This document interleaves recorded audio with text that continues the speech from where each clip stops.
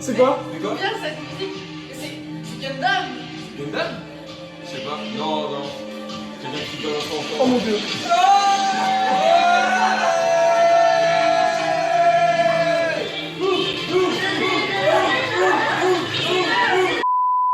Bonjour à toutes et à tous, ici Larry Moderne. Voici une phrase qui veut rien dire et qui m'énerve. J'aime pas les mechas, sauf Code Geass, parce que tu comprends, hein, y a pas que des robots dedans, c'est pas juste de la SF, ça se concentre sur la politique et les personnages. Arrêtez de dire ça s'il vous plaît, ça me fait du mal physiquement. Je vois pas mal d'animés fans très réticents à l'idée de regarder du robot géant, un genre pourtant si important depuis plus de 60 ans pour petits et grands. Ouh.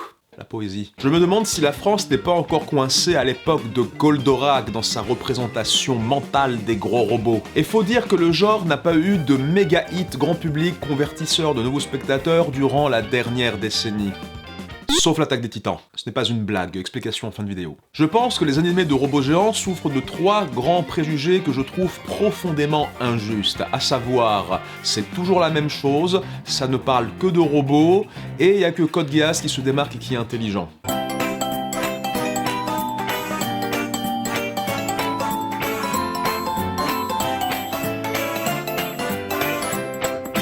Oui, je suis un homme très facétieux. Je vous propose donc pour cette chronique qu'on torde tous ensemble le cou à ces idées reçues et qu'on apprenne à nouveau à aimer les gros robots. Lancez le jingle.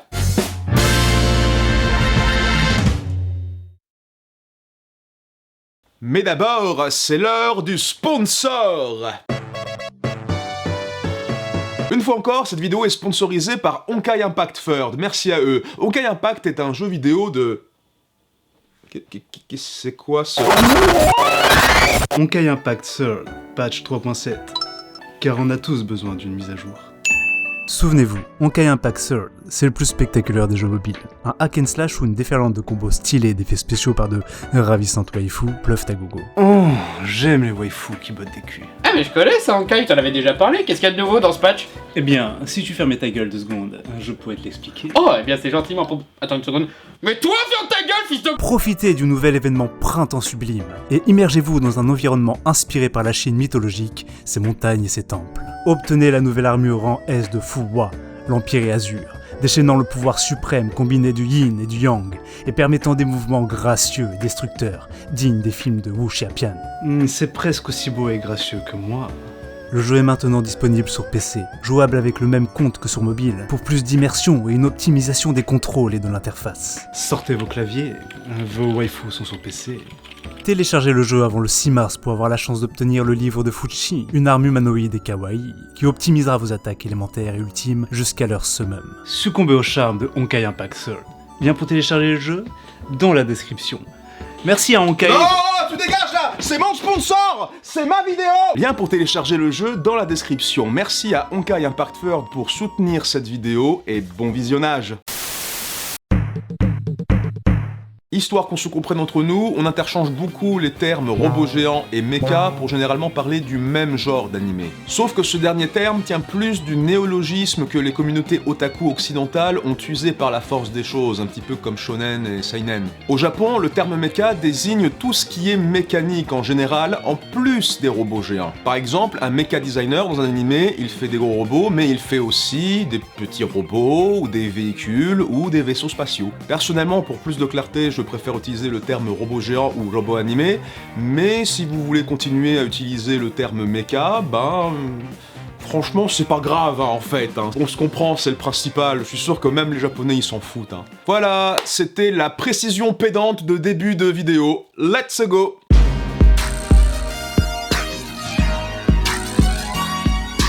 Très cher fan de Code Geass, parce que je dis Geass, je ne dis pas Code Geass, c'est comme ça, tu peux rien faire, chut, belle la fourmeau qui ainsi de suite. Très cher fan de Code Geass, vous qui aimez glorifier cette série comme étant différente du reste des animés de robots géants, j'ai une terrible nouvelle à vous annoncer. On vous a menti. Depuis le début, vous regardiez Gundam! Et là vous allez me dire, mais non, ce n'est pas possible, ça ne parle pas que de gros robots. Code Geass, ça parle de politique, de guerre, de complot, de machination étatique avec des nations conquérantes, des résistants, du terrorisme, de la tyrannie et des crimes humanitaires. Oui, exactement. Vous regardiez Gundam ? Tout comme Code Geass, Gundam a été créé au sein des studios Sunrise, qui ont une longue tradition de séries de robots géants. Donc Code Geass s'inscrit dans la lignée. Et désolé de le dire, mais sans enlever de mérite à Code Geass, Code Geass ou qu'importe, les qualités soi-disant distinctives que vous trouvez chez cet animé, elles sont pas si spéciales que ça.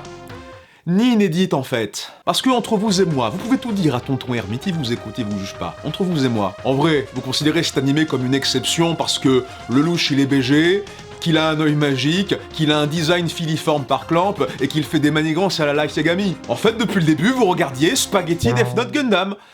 Ok. Le premier Mobile Suit Gundam, sorti en 1979, parle d'une guerre indépendantiste où la Terre et ses colonies spatiales sont au conflit. L'histoire d'un gamin perdu dans l'immensité d'un conflit qui le dépasse, qui va devenir le fer de lance d'une organisation qui cherche avant tout à protéger ses intérêts. Se distinguant des robots géants fantaisistes des années 60 à 70, Gundam n'est pas manichéen. Au contraire de Code Geass, vous avez remarqué que Britannia c'est comme les États-Unis parce qu'il y a une histoire compliquée entre le Japon et les États-Unis, c'est comme dans la vraie vie, c'est un commentaire politique. Non, ça ressemble pas aux États-Unis. Non, les Japonais aiment l'Amérique. Ils l'aiment.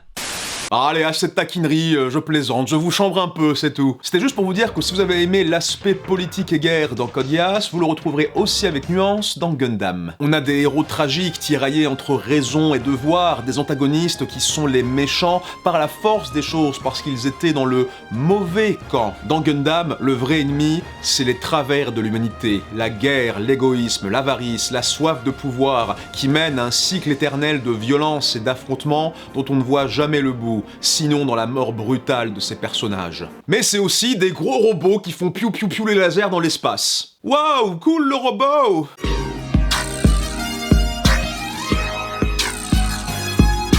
Est-ce que c'est allumé en fait depuis? Ouais, c'est bien, ça va. Le robot est avant tout un outil, un vecteur de l'histoire pour faire progresser sa narration. Dire que vous n'aimez pas les animés de robots géants parce que ça parle que de robots géants, c'est un petit peu un non-sens. C'est un petit peu faux aussi, en fait. C'est comme dire « je ne lis pas de manga de sport parce qu'il y a trop de sport. Parce que ça ne parle que de sport. » Ah bon? Vous en connaissez, vous, des comme ça. Clairement, moi, je lis pas A-Shield 21 parce que je suis fan de football américain, j'en ai rien à foutre de ce sport. C'est peut-être aussi parce que les dessins sont beaux, que les personnages sont marrants et attachants, et qui ont une bonne personnalité, et que j'ai envie de les voir réussir, et parce qu'il y a des moments de comédie, et de drame, et d'introspection, et on explore un petit peu leur psychologie. Non, c'est... J'adore voir des ballons en pot de porc distribués partout, c'est génial. C'est comme ça que je kiffe ma vibe. Et puis, il faut bien des humains aussi pour piloter les robots, ou s'occuper d'eux, ou ce genre de choses. Je ne connais aucun animé de robots géants où il n'y a que des robots géants. Sauf peut-être Iron Leaguer, c'est un animé où les robots font juste 3-4 mètres de haut et ils font du sport et tout le monde s'en fout, c'est pas grave. De la même façon que dans Code Geass, on pense autant à Lelouch et Suzaku qu'à leur Gawain et Lancelot, eh bien, on pense autant à Amuro qu'à son Gundam, on pense autant à Shinji qu'à son Eva 01, et on pense autant à Simon qu'à son Lagan. Alors certes, les super robots des années 70 étaient très iconiques, ils prenaient beaucoup de place. Limite, les humains qui pilotaient ces robots n'étaient pas aussi cruciaux pour les spectateurs en comparaison de leurs géants de fer. Néanmoins, il faut prendre en compte le fait qu'au Japon, les super robots, c'était leur équivalent aux super-héros américains, spectaculaires et plus grands que la vie. Ainsi, de la même façon qu'on est un peu plus attiré par Superman que par Clark Kent, c'est normal d'être un peu plus absorbé par Mazinger que par Koji Kabuto, ou par Goldorak plutôt que Actarus. Trivia intéressant, au Japon, Goldorak s'appelait Ufo-Robot Grindizer, et à l'époque, le public japonais s'en foutait un peu. D'après l'auteur Gonagai, ça avait pas autant de succès que la série précédente. A priori, les fans de Mazinger Z avaient moyennement apprécié que Koji Kabuto se fasse remplacer par un alien random en spandex. Comme quoi, même à l'époque, le public en avait quand même quelque chose à foutre de l'humain.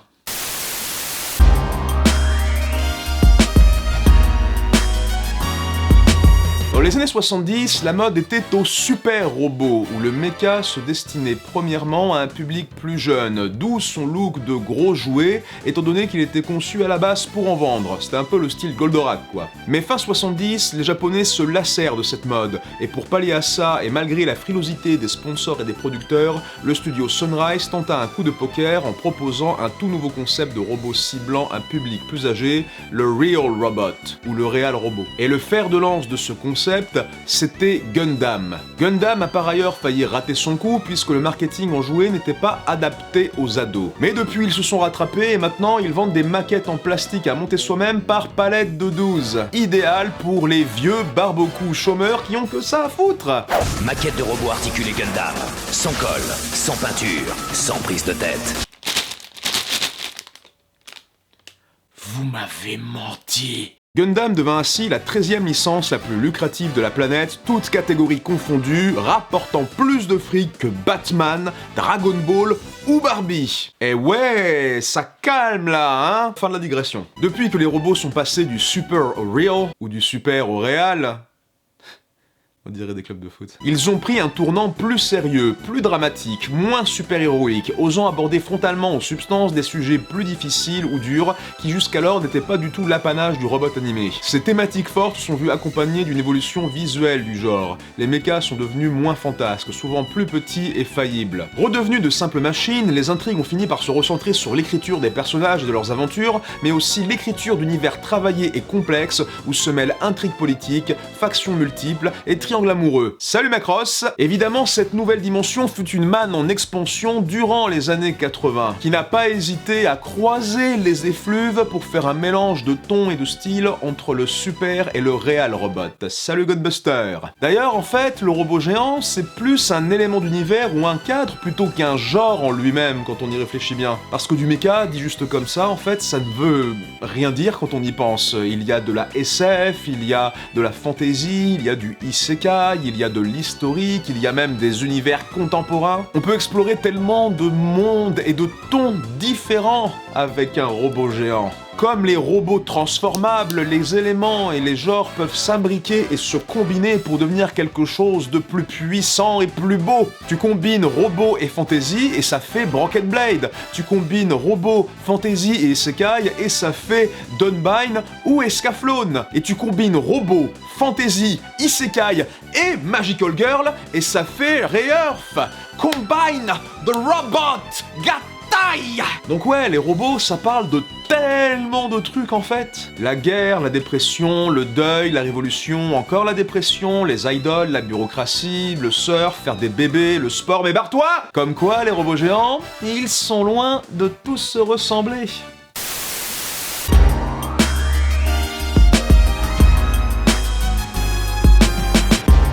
Comme vous l'avez compris, les histoires de robots géants sont extrêmement versatiles, ce qui rend totalement absurde la déclaration « J'aime pas les animés de robots géants, sauf Code Geass », parce que ça sous-entend qu'à part celui-ci, tous les autres se ressemblent. Et on a prouvé que c'était faux. Pourtant, avec la Magical Girl, le robot est une des figures les plus importantes dans l'animation japonaise, faisant grandir le médium à travers les âges. Vous n'imaginez pas le nombre de choses qui n'existeraient pas dans l'animation japonaise sans nos amis les robots. Peut-être que Gundam aurait pu se faire avec seulement des vaisseaux spatiaux, peut-être que Evangelion aurait tout aussi bien marché en drame intimiste, peut-être que Code Geass aurait continué à être... n'importe quoi, il fait ce qu'il veut. Mais pourtant, ils ont choisi le robot géant comme démarqueur esthétique, comme symbole et comme porteur de leur message. Le robot géant est un gardien, une armure, une représentation exagérée de l'homme, une extension de notre corps et un fantasme technologique. Mais le robot géant, c'est aussi une arme, une force colossale à manipuler avec précaution, une créature pouvant se retourner contre son créateur, et le symbole d'un futur d'espérance face aux incertitudes de notre présent. Comme le robot est géant, il nous fait rendre compte de notre petitesse tout en nous permettant d'accomplir de grandes choses. Donc mes frères, mes sœurs, respectez le robot géant, soyez reconnaissants de ses apports, tournez-vous vers le mec et priez! Je finirai en disant qu'en 2013, vous avez été très nombreux à apprécier les aventures d'un adolescent orphelin qui, dans une société ultra-militariste, doit protéger son pays isolé au bord d'un géant destructeur contre d'autres pilotes de colosses et des monstres envahisseurs. Et alors que l'apocalypse approche et que les complots se fomentent, les spectateurs arrivent à cette conclusion salvatrice, plif plouf, la vengeance, c'est pas ouf. C'était pas Gundam, c'était pas Macross, c'était pas Code Geass, c'était l'attaque des titans. Eh oui, et comme quoi, tout ce qu'il fallait faire, c'était substituer le fer à la chair. Faut arrêter de se mentir à soi-même maintenant, ok ?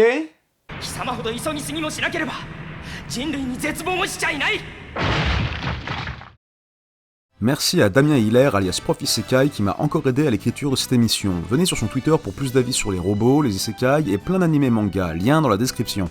J'espère que vous avez aimé cette vidéo. Si oui, n'hésitez pas à me soutenir financièrement sur Utip. Vous pouvez regarder une publicité qui rapporte 5 centimes si ça ne vous dérange pas bien sûr, devenir un Fire Tipper soutenant ainsi de multiples créateurs en plus de moi en ne donnant qu'une fois, ou en achetant les t-shirts ou sweatshirts, je code avec le cul. Tous les liens sont dans la description. Merci 1000 fois à ceux qui me soutiennent aussi sur Tipeee depuis des années. Votre fidélité me comble vraiment. J'espère que cette vidéo donnera l'occasion à mes spectateurs de reconsidérer leur avis sur les animés de mecha et pourquoi pas leur donner envie d'en découvrir. Si vous voulez que je reparle de robots géants ou peut-être des conseils de visionnage, n'hésitez pas à me le dire dans les commentaires. J'espère qu'il y aura un échange civil entre néophytes et connaisseurs. En attendant, merci et à bientôt pour de nouvelles chroniques.